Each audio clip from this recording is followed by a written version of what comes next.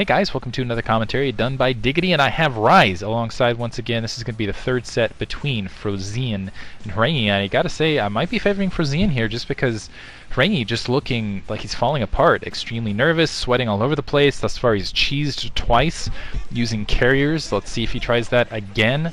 This third map, that last match, I gotta say, he had a really good effort, but I don't know. I feel like on Heartbreak Ridge, not very realistic. So let's see what Frozean's got up his sleeve this match. And you can see the difference in their faces. Frozean looking confident, looking together, and then on the opposite side looks like wow, Horang2's just run a mile. So just for thinking, we are starting in 5, 4, 3, 2, 1, 0. Longer countdown than usual. Usually it feels like there's been maps where you could say, oh, you know, this is statistically favored towards these one player or the other player, and that can hold up across the board, but everyone's been playing so nuts lately, and the metagame's just been flying all over the place. I don't feel like you can really say that anymore. 9 o'clock position Horang2 in purple, 3 o'clock position we have Frozean in red. Yeah, it almost feels like we're at the beginning of a new era where we're trying to figure out what are the next strategies, what's the next level, what is the next build order that everybody's going to be doing, what's the new Bisu build, and everybody's trying to figure that out right now as everybody tries, like you said, all sorts of crazy stuff. And it's very interesting and a very exciting time for StarCraft. You know, the 10-year-old game that still to this day is having new and interesting gameplay used in every single match that we've been watching here. And I gotta agree with you. As much as I've made fun of Frozean in the past, Horang2, you're right. Look at him. He looks like he's falling apart. He looks like he's got the flu. And Frozean looked very confident. He looked like he wanted and was going to take this entire set.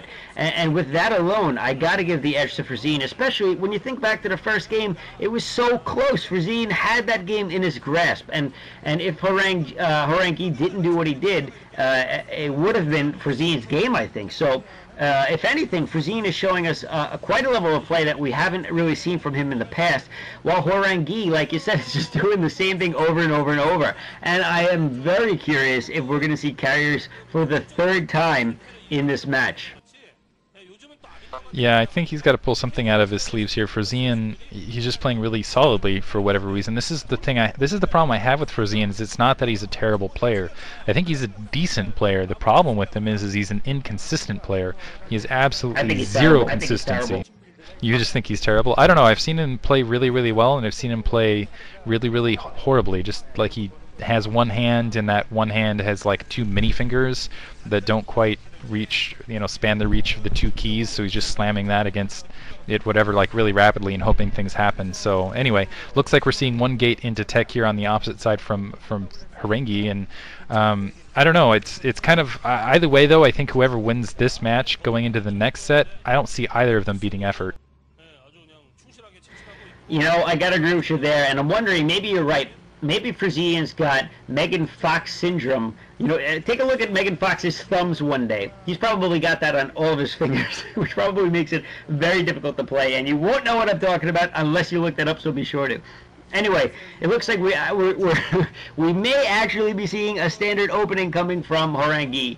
And really, I doubt that he's going to try something as wacky as he has been with that SEV scouting around inside his base. So at this point, I gotta say, I think that he might have learned his lesson that, hey, maybe I should play more of a standard game. And if I was playing against Frozean, I would have done that in the first place, because really, I think almost anyone going up against Frozean should think that they are the superior player. And once again, some misinformation going on where he's putting a random pylon so Frozean doesn't see the second one.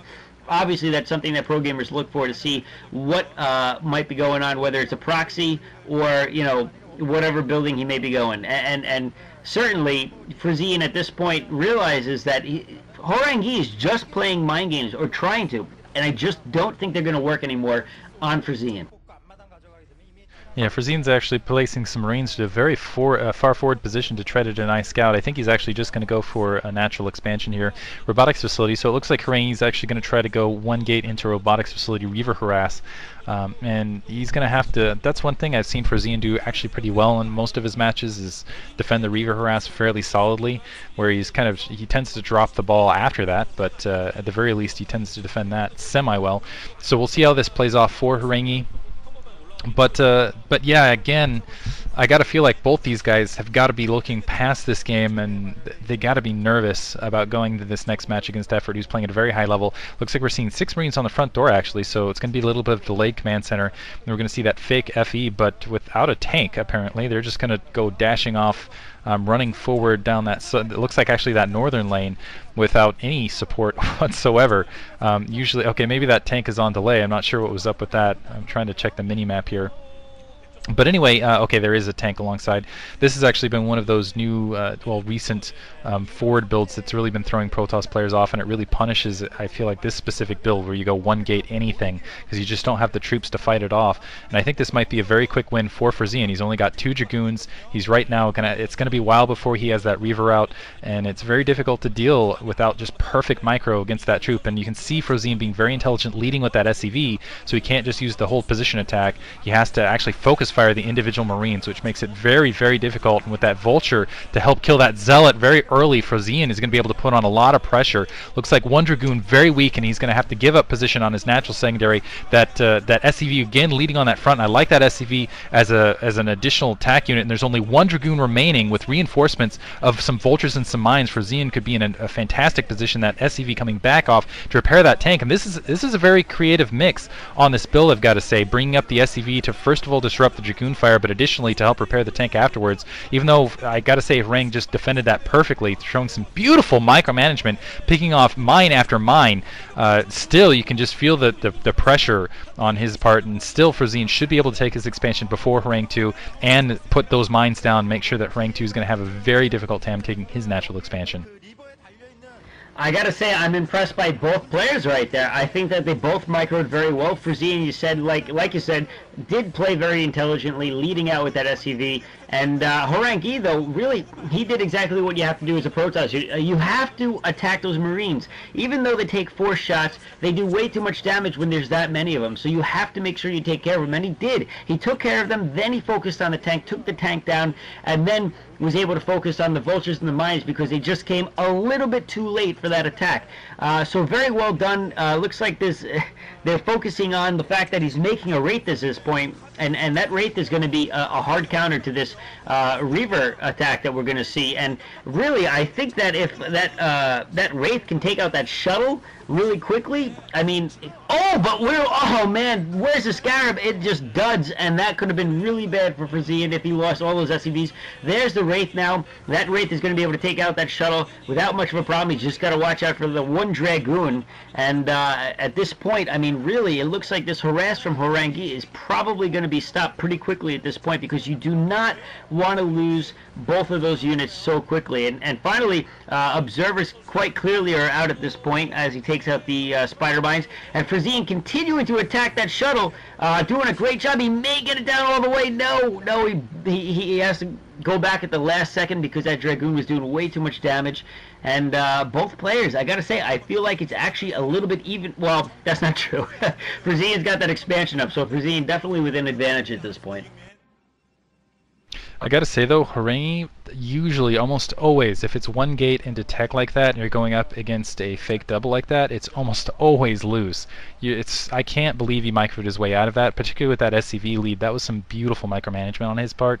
He's got to feel confident after that. I think he was thinking about a Bulldog. He had the 3 gateways down, he had that shuttle, but after that, seeing that Wraith out in the field, he knew he wasn't going to be able to really pull it off, and instead he's got to take that natural expansion. That was a really intelligent play from Frozean, thinking, okay, well, if he's going to come at me with this 1 gate tech to follow, I'll just throw a Wraith out, and that's going to stop everything that he can throw at me. And right now he's got a couple Wraith, it looks like, I guess, just to defend that shuttle. That was the other thing. That was kind of a critical moment for Frozean. Keep in mind, by dedicating all of those troops to that fake expansion, and actually losing all those troops, losing all the Vultures, losing all the mines, not really accomplishing a lot with it, he was very exposed to that Reaver coming into his base. With that 1 Wraith, he was able to stop that short, didn't really take any economic damage, where he, by all means, should have. He should have been actually hit pretty hard by that. Both players, I gotta say, playing at a really high level, playing really fantastically, and I'm kind of curious if these Wraith are going to be able to go up. First of all, get maybe a probe kill or two kind of in a harassment position, because you can, over that natural secondary, there's just a lot of positions where Dragoons have trouble really covering. At the very least, he'll be able to spot it, use it almost like a Corsair versus Zerg, and do some scouting. And he might be able to go in and maybe sneak another shuttle should it be produced. At the very least, he should be able to get a spot against all this tech. And Horang, wow, building a very large Dragoon force very rapidly, worried about a quick counter from Frozean, I think, of switching up to basically a lot of factories. I don't think he's up to that. While he's getting looks like another expansion in that bottlenecking corner. Frozean doing a fantastic job of scouting overall, though. Thus far, he's caught absolutely everything. And a dropship looks like at the 6 o'clock position. I don't know if it has vultures or maybe a tank and 2 vultures. And it looks like some vultures coming across that north lane. So Frozean trying to split things up. He's got Wraith. He has some dropship. He's got a lot of mobility to work with right here. Yeah, this is beautiful. I mean, he just barely protected that dropship. He made sure that he did something that a lot of players don't do. He checked the path that dropship was going to take before he actually dropped any units. Dropping some vultures in the backfield, actually, under the cloak of that tree, but it looks like it's going to get spotted very quickly by Horang2, not before a couple of spider mines go down, and probably some harassment. What I would have liked to have seen is those Wraiths go and just kamikaze and pick off that shuttle. I think that would have been a beautiful thing if he could have managed it, but it looks like he instead is going to go with the vulture harassment. And look at this, he is going and harassing that mineral line uncontested. Horang2 is not going back to save his probe line. I don't know why. Finally, he sends in a Dragoon, but not before. Both vultures getting 3 or 4 or 5 kills each. It looks like this one will get 4. And he backs that vulture, he backs the Dragoon off again. Very sloppy play. It looks like he's going for a big counterattack. And now he's actually attacking with probes at this point. What is he doing? This is very sloppy play. This is not what we've been seeing this entire game. And this could spell the end. This alone, look at that vulture with 10 kills before it gets taken out. That could be the end for Horang2 already. But he is going on a hard counter, and there's only 1 tank to defend, so he may actually be able to take out Frozean's base instead, even though he wasn't paying attention to his own. Frozean, of course, has a large force in his base, and this is once again turning out to be an elimination race. Wow, yeah, just elimination race after elimination race between these two guys.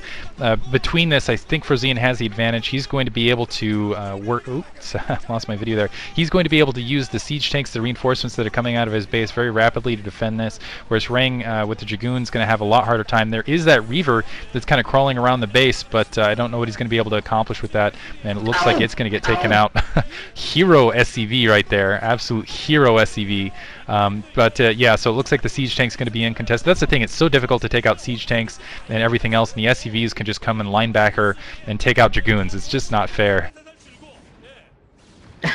Yeah, it's certainly an upsetting thing as a Protoss player when you're trying to micro against 50 SCVs and they each take like 5 or 6 shots, and it's just, well, I guess 5 shots, but it's a very upsetting thing to be going up against. And now it looks like Horang2 trying to push outside of his own base, but there are just too many siege tanks, and you can see the look on his face. He knows that this is a losing battle, and GG coming from Horang2. That is ridiculous. That was a very exciting game, but I gotta say that he rushed things, you know? Why did he just rush things? Why didn't he save his probe line? Why did he feel the need to push in all the way against Frozean like that? I don't think that was a smart move. I think he would have been better off with a flank attack to take out the attacking force of Frozean, secure that 3rd base, but instead he went for that hard counter, and that is just, you could see the disappointment in his face, in his expression, and I kind of feel bad for the guy losing to Frozean of everybody. Diggity, what are your thoughts on this entire series?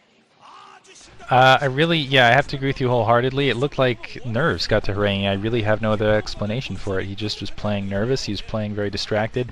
I think he saw that attack force that was pushing out from Frozean, and he immediately was like, oh, I got to get all my Dragoons out of there, and didn't save his mineral line. I don't know. He was just playing completely off balance, it looked like, in most of these matches, even though it felt like he was trying to depict the tempo of play in almost every match, and he failed to do so in 2 of them. That first match, even there, it felt like he was having difficulty really pushing through and being kind of the master of his own destiny there. Well, I gotta say, it ended up being a lot more exciting OSL series than I thought it was going to be. When you look at 2 names like Frozean and Horang2, the first thing you think usually isn't exciting. Usually it's like, oh my God, who's actually going to watch that? But I'm glad we did. We saw some interesting things. The carriers were a lot of fun, both games. And the last game was certainly a cliffhanger because I really felt that things were very even for a while there. But overall, I had a great time. And yeah, so that's all I got to say. Diggity, unless you have anything else, GG. GG. GG.